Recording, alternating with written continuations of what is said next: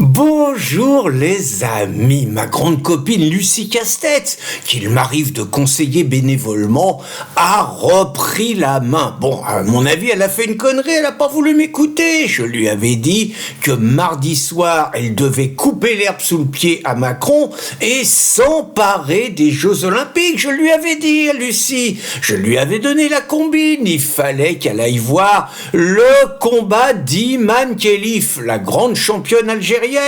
1m75, des épaules de déménageur, des biscottos qui dépassent de partout, femme naturellement, qui a gagné le combat devant la foule d'Algériens en délire. Eh ben c'était pas difficile, elle faisait du Macron, elle accourait sur le ring, elle tripotait à Iman, et puis elle devenait un personnage incontournable. La France entière l'aurait applaudi, et Matignon lui était offert. Bon, Lucie a fait ce qu'elle veut, c'est une grande fille. Elle a choisi une autre stratégie. Voilà, elle a décidé de communiquer dans Paris Match et de faire ce que les anglicistes appellent son coming out, donc de révéler à la France entière l'intimité de sa vie. Alors le coming out, comme on dit, c'est Delanoë le premier qui a fait ça. Delanoë, c'est le premier qui a dit qu'il était homo, et ça l'a peut-être un tout petit peu aidé, a été élu maire de Paris, j'en sais rien. Donc Lucie, elle nous avait déjà dit un truc, elle nous avait déjà dit qu'elle avait un enfant. Mais rappelez-vous, moi j'avais dit que ça suffisait pas, j'avais dit qu'avoir un enfant, c'est pas pour autant qu'on est homo, c'est pas pour autant qu'on est hétéro, on peut avoir un enfant et être homo. Donc j'avais exigé d'en savoir davantage. Et là, Lucie, elle a commencé à éclairer le jeu, elle nous a donc dit qu'elle était mariée, qu'elle avait donc une épouse, et qu'elle avait un enfant de 2 ans et demi, et qu'à Matignon, elle saurait protéger l'intimité de sa vie familiale et concilier ça avec ses obligations de femme au service de la France. C'était beau, mais moi je me contente pas de ça, parce qu'aujourd'hui, l'intime, ça existe plus. Aujourd'hui, le privé devient public. On veut tout savoir. Bon, on sait qu'elle est lesbienne. Bon, très bien, pas de problème. Mais on sait qu'elle a une épouse, très bien, pas de problème. On sait qu'elle a un enfant, très bien, pas de problème. Mais on veut en savoir plus. L'enfant, elle l'a porté, c'est elle qui l'a porté, c'est l'épouse qui l'a porté, elle a accouché, ou alors est-ce que c'est un enfant GPA, est-ce que c'est un enfant acheté au Brésil, bon, on veut savoir.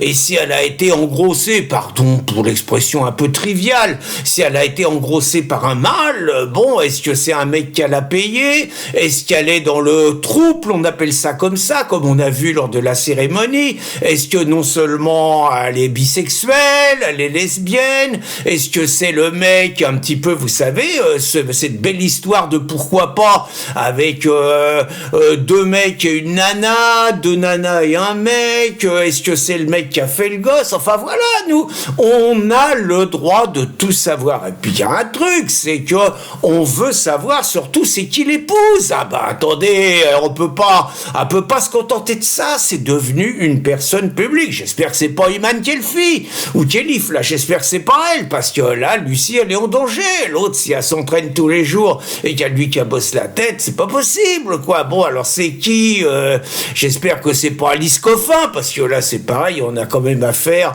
à un registre de tarés.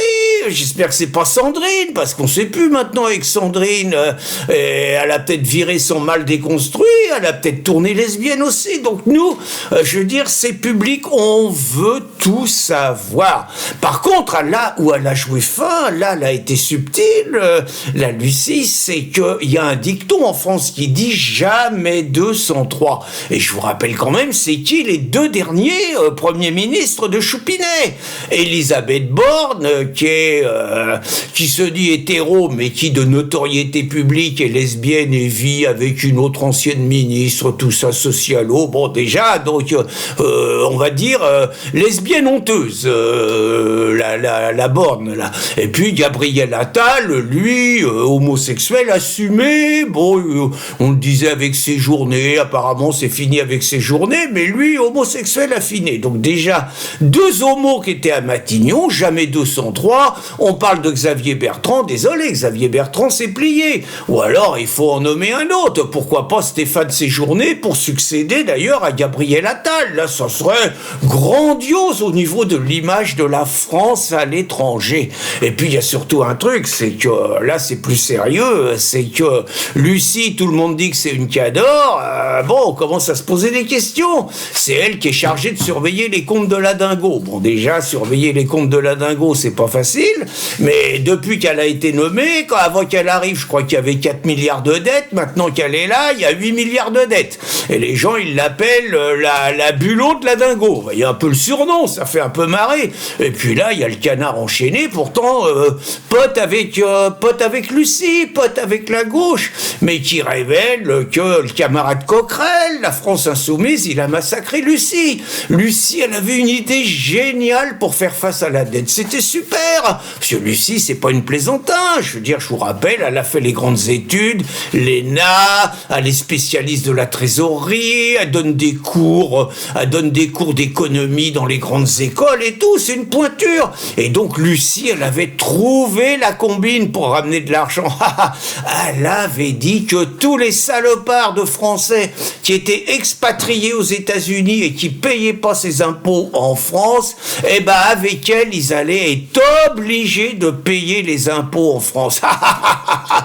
Excellent, sauf que même le camarade Coquerel, qui est quand même pas forcément son pire ennemi, il a raconté que c'était la pire des conneries et il a démontré que ça demandait un tel ensemble de dispositifs que la France n'était pas capable de mettre ça en place, qu'il fallait refaire 120 traités d'union avec d'autres pays et tout. Bref, le camarade Coquerel, il a dit gentiment que Lucie, elle aurait mieux fait de fermer sa gueule que de raconter des conneries pareilles.